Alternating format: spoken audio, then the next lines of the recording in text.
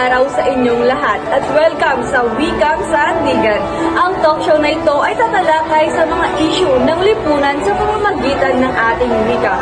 Ngunit, bago natin ito umpisahan, may papakita muna kaming maikling dula-dulaan sa inyo upang mas maunawaan natin ang kahalagahan ng ating wika.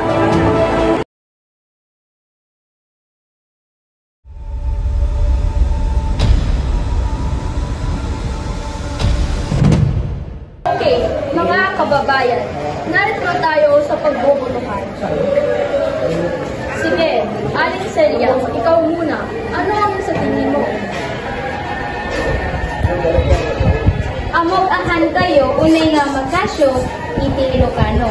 Yung ipay ko latiti, kamamanutag. Tiga ito'y proyekto, saan makala. Uray pa'y nung naskin nga mapasama. Agsagdong kung mga mauna taado, paiti kasupalin. Ha? Ano raw? Hindi ko naintindihan. Paano tayo makakaboto nito kung hindi natin maintindihan ang kanyang panig? Kap, ako po, naiintindihan ko po ang Ilocano. Sige, Karen, maaari mo bang ipaliwanag ang kanyang sinabi? Sabi po ni Aling Celia, naniniwala po siyang magandang proyekto. Nais na pong ipaalala sa mga residente, lalo na po sa mahirap na kailangan pa po ng tulong sa pang-araw-araw po pwedeng ipagliban pa po ang proyekto. Kaya pala, Karen, salamat. Salamat din, Aling Celia. Dahil sa pag-iintindi natin sa bawat isa, mas maganda na ngayon, masolusyonan na natin ang problema. Isang napakagandang sitwasyon sa atin ang ipinakita ng ating mga kasamahan. Ngayon, aking tatanungin ang aking mga kamag-aral kung anong masasabi nila sa nangyari. Kasama ko ang isa sa aming kamag-aral upang tanungin kung paano ipinakita sa dula-dulaan ang kahalagahan ng wikang demokratikong proseso. Base sa sitwasyon ni Karen, sumasalamin ang kahalagahan ng pagkakaintindi sa bawat panig. Makakatulong ang wika upang maging bukas sa komunikasyon na siyang pundasyon ng tunay na pagkakaisa. Ngayong araw, ating pag-uusapan ang kahalagahan ng wika bilang tulay ng demokrasya at pagkakaisa. Tinignan natin na ang wika ay sandigan ng kalayaan.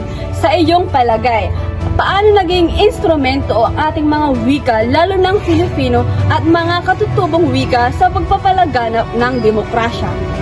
Sa panahon ng social media at mabilis na balita, mahalaga ang wika para maipahayag natin ng malinaw at tapat ang ating mga opinyon.